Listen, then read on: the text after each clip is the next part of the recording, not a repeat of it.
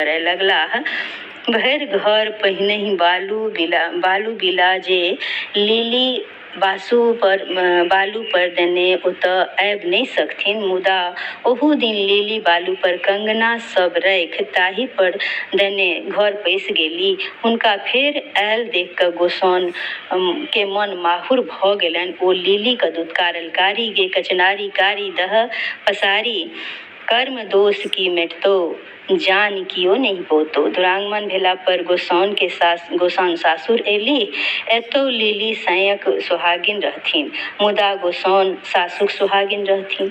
लिली के साय बड़ मानथिन, गोसाउन के साउस बड़ मानथिन। साय हुनका नहीं मानथिन। गोसाउन बेचारी सब दिन साउस के तकर उल्हन दैत छलखिन। साउस कहथिन, सासुक सुहागिन चिन्बार चढ़ि बैसौ तऽ सायक सुहागिन नहिरा जाय बैसथु। आब हुनकर दियर छलखिन चेनाई।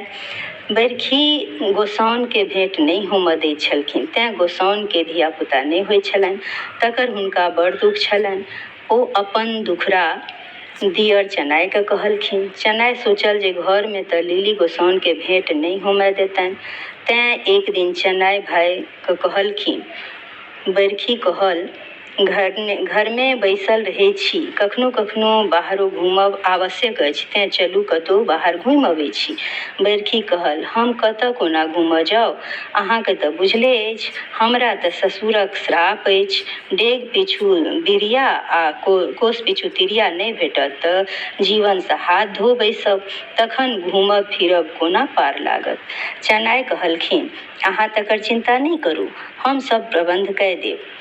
बरखी कहल, बेस चलू, देखब कतहु अपटी खेत में प्राण नहीं चलि जाय। चेनाई कहल, अहाँ चिंता नहीं करू, सबटा भार हमरा पर छोड़ि दियौ, हम अहाँ के कष्ट नहीं होमय देब।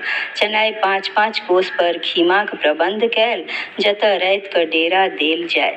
गोसाउन के सिखा देलखिन जे अहाँ आगू विदा हो, संग में पासा सब लऽ लिअ, राति कऽ खीमा सब भेष बदलि रहैत जायब। ओहिठाम अहाँ के सब राति भाई सँ सुविधापूर्वक भेंट भऽ जायत। जतऽ जतऽ अहाँ के भाई सँ भेंट हैत, ततऽ ततऽ अहाँ तकर सबूत लऽ पलंग तर में एक-एकटा पासा गाड़ि देने जायब। गोसाउन सएह केलखिन।